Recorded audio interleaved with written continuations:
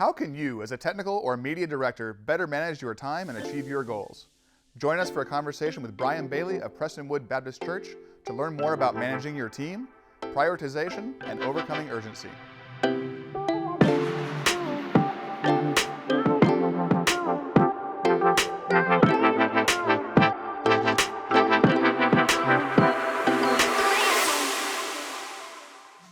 Hi, I'm Ryan Cowen, President of Paragon 360. I'm joined again today by Bryan Bailey, Director of Media at Prestonwood Baptist Church. Bryan, welcome back. It's great to be back, Ryan. Well, Bryan, today we're going to talk about your perspective on time management and goal setting for people who are in a similar role to yours. Let's maybe step back a little bit and talk about what your role actually is. Can you explain what your role at Prestonwood is as the Director of Media?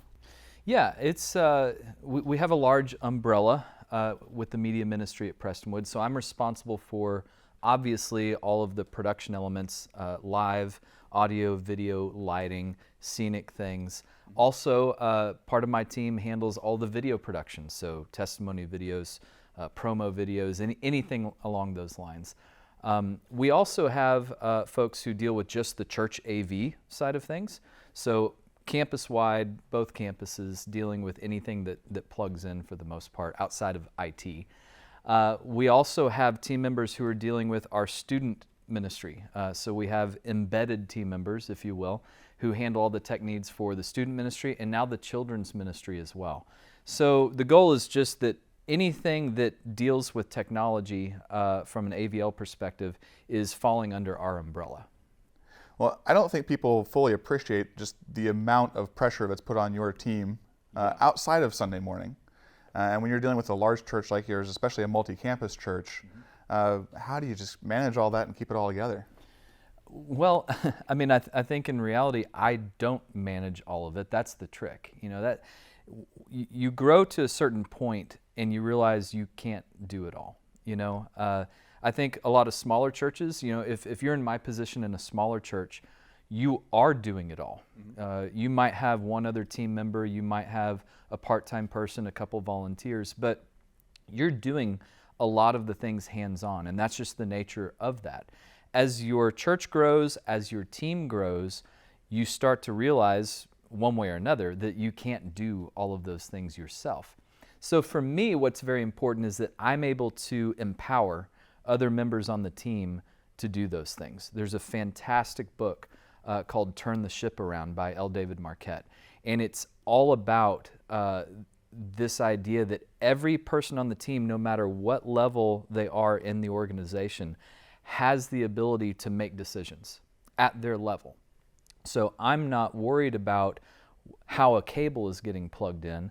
The person who plugs that cable in is the one who's worried about how that happens. I'm able to rely on my team to get the job done. So at that point, I'm really working on a level of making sure everybody knows what the vision is and what direction we're moving in to make sure that that vision gets accomplished. The other piece that's extremely important when you reach a team of a certain size is that you have key leaders on your team that you can rely on. So I have a lead team of people who are responsible for different areas.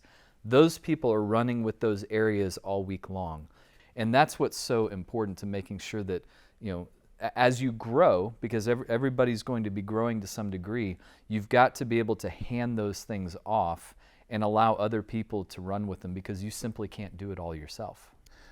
That's interesting, because I know that you used to be a lighting guy for the church, I did. But now here you are leading up the entire team of the entire AVL staff. What's that professional transition been like for you? That's a tough thing because when you're a tech guy, when you're an audio guy, when you're a lighting guy, when you're a video guy, whatever that is, or girl, you put a lot of your self-worth into that. Or I should say, you get a lot of your self-worth from that. And so it was a sad day when I hired this amazing lighting person. She is phenomenal, and she got into a groove, and I sat down with her one day when she was programming to watch what she was doing, and I realized I don't think I can do that. I don't think I could do that as well as she's doing it. I see this all the time with technical people who are actually needing to move into a more managerial role because the team has grown and the church has grown, but they can't let go of mixing that service. They can't let go of directing that event or whatever it may be. And it takes a certain amount of maturity, a ton of humility to be able to say, you know what, my calling is now moved into this role, and my goal at this point is to empower and allow these people to do their job so very well. Yeah, and a lot of that empowerment is about communicating that you have trust in those people that you're putting in those positions. Right. Yeah, you can't just say it. You have to prove to them, and you have to actually trust those people to do those things, because true empowerment only happens when you actually give them the power to do it. Yeah, that's an excellent point, Bryan. So now that you've transitioned and you're more in this leadership role where you're supposed to be seeing the big picture and out in front of the team, what's the biggest challenge you find that you're facing in managing the expectations and responsibilities? Well, I think we all run into it, again, no matter the size of the team or what your position is. It's that tyranny of the urgent. I think most of us have seen the grid, the Eisenhower grid, the urgent, important grid that talks about how we've got one quadrant where it's important and it's urgent. And so those are things that are going to get done. We have things in the bottom left corner of that grid that are not important, but they're urgent. And those are usually the things that get put on us that we really don't think that we should be doing, but somebody thinks they're urgent, so we're going to get those things done. Then there's the upper right-hand portion of the grid, which is important but not urgent, and then the bottom right-hand, which is not urgent, not important, and that's where everything just kind of dies off. What I want to focus on is the upper right-hand corner, which is important but not urgent. These are the things that we never get to. These are the things that we lay awake at night thinking, man, it would be great if I could get that done, but there's just no way. These are the things that come up in random conversations where they're like, oh yeah, by the way, why does this look like this? Well, we really want to get to it, but we live in that upper left-hand or bottom left-hand corner of the grid where we just have to get things done. Sunday comes every single week, so that's going to get done. All these other things come up, those are going to get done no matter what, but there's other things that need to get done, but maybe other people don't notice so much that they're not getting done. But I think about how great it would be if I could ever get that taken care of, and how much more efficient things would run if I could ever get that put in place. Yeah, I think all of us can relate to living on the left side of that grid, but how do you actually accomplish or pull off getting to move into that upper right-hand quadrant? It's a good question, and it takes a certain amount of planning. There's a particular tool that I use. It's called a Boulders Grid, and this goes back to the story, the allegory that you may have heard, where you've got a big jar. And you've probably seen somebody do this at a conference at some point. There's a big jar, and then there's these 3 big rocks. And then there's this pile of like gravel, so smaller rocks. And then there's a pile of sand. And if you put in all of the gravel and then all of the sand, you won't be able to fit the rocks into it. They won't fit in the jar. But if you put the 3 rocks into the jar first, and then you pour in the gravel, and then you pour in the sand, it all fits. Now that's kind of a nice, tidy illustration, and it would be great if life really worked like that. But that's the concept, is we need to identify what those big rocks are, or our boulders. And so if we identify what the boulders are, those are the things that many times are going to be important, but not urgent. So it's not the end of the world if we don't get them done, but there's a lot of things that would work better if we did. So we want to plan those things ahead of time. The pebbles and the sand is all stuff that's going to happen one way or another, but if you plan the boulders first, there's room for the other things to happen after that. So what I do is I take a look at a timeline, whether that's a year or a quarter or a week, whatever it may be, and you decide 3 things. What are the top 3 problems that I need to fix? Okay?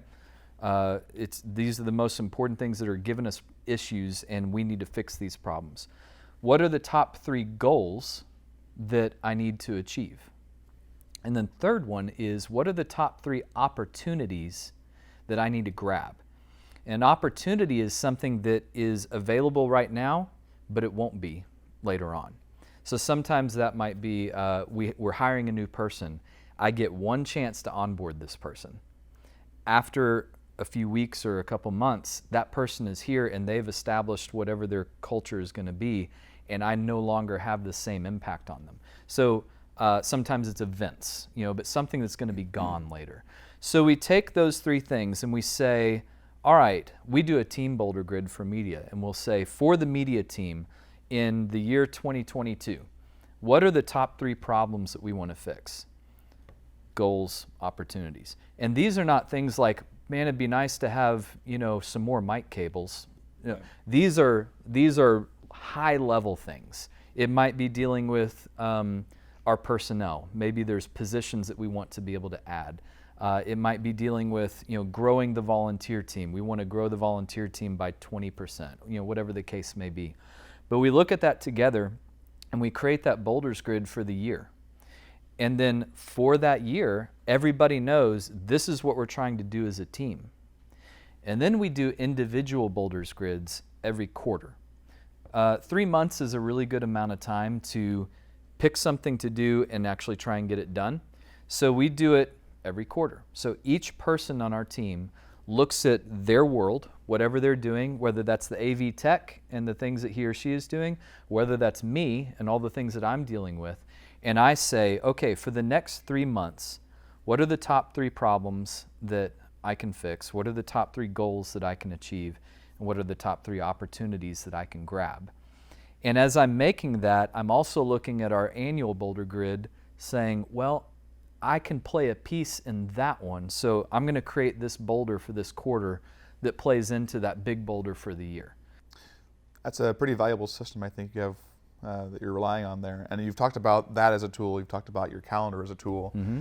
What other sorts of tools are you using to help facilitate this? Well, if you couldn't figure out by now, I like using different tools. Slack is something that is continuing to grow. A lot of large corporations use it. For us, that communication tool is extremely important for getting things done. We can set up multiple Slack channels, so there's a lighting Slack channel, and there's, we even have a Slack channel just for the people who deal with event approvals. 15.5 is a phenomenal tool that we've started using as a team. 15.5 is designed to do a weekly check-in.